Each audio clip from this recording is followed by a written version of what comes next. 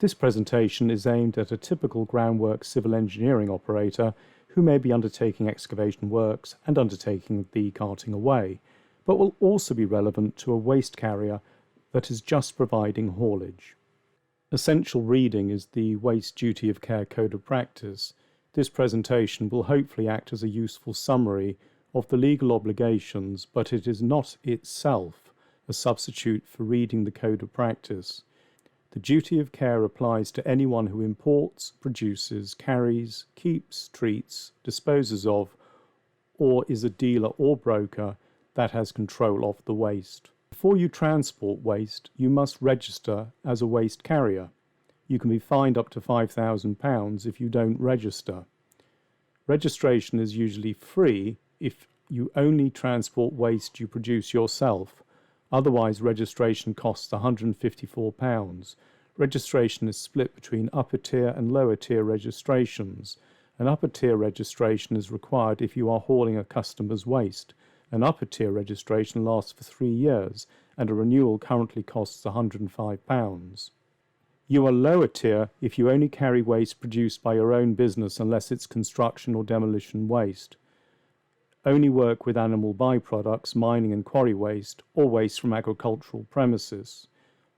You're a charity or voluntary organisation. If none of the above apply, you are upper tier. Examples include if you carry other people's waste, carry your own construction or demolition waste, arrange for waste from other businesses to be carried, recovered or disposed of, you buy or sell waste, or use an agent to do so. So how does the duty of care apply to your business? You may be the waste producer, but not if you are just hauling and do not get involved in civil engineering works. A waste producer is any person whose activities produce waste.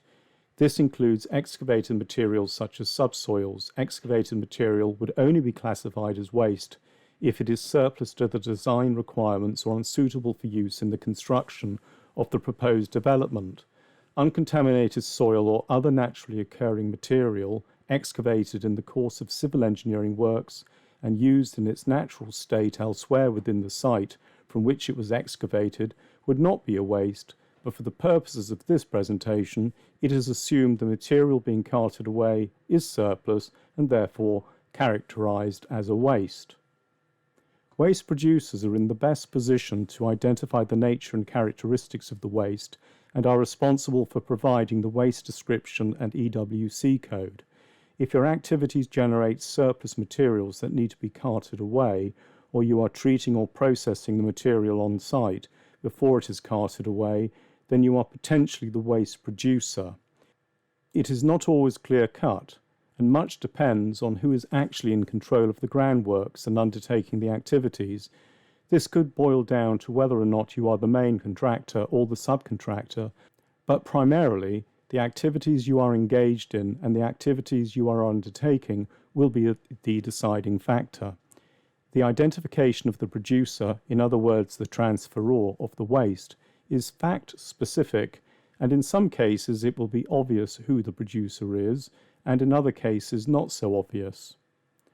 A waste carrier is any person who normally and regularly collects, carries or transports waste in the course of any business, or with a view to profit, including those that produce and transport their own waste, for example builders and landscape gardeners.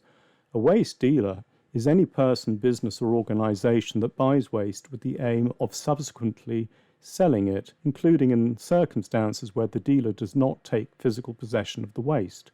A waste broker is any person, business or organisation that arranges waste transportation and management of waste on behalf of another party, such as organisations contracting out waste collection services, for example local authorities, supermarkets and producer responsibility compliance schemes.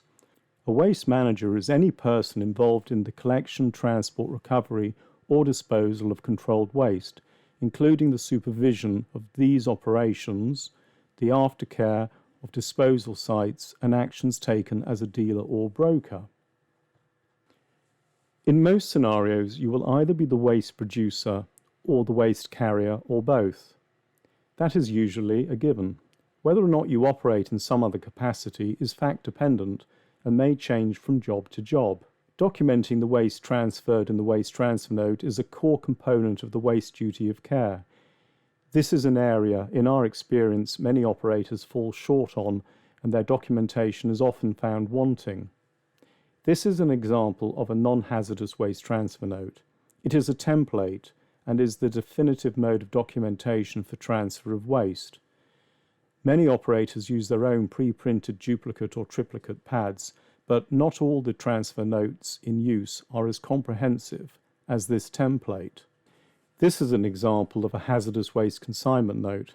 The consignment of hazardous waste requires not only compliance with the duty of care, but other considerations that are beyond the scope of this presentation. It is important to give an accurate description of the waste. Often the terms used to describe waste are too vague or inappropriate. The appropriate waste code must also be included. Responsibility primarily rests with the waste producer to label the waste, which may be you. Even if you are just doing the hauling, you must still ensure that the waste is adequately described in the waste transfer note. There are other details that need to be included, as mentioned on the slide. The holder of the waste is the producer, or the person in legal possession of the waste. When completing Section B, it is important to provide full details of the transferor, in other words, the producer. In Section C, the carrier details and carrier registration number need to be included as well as the date of transfer.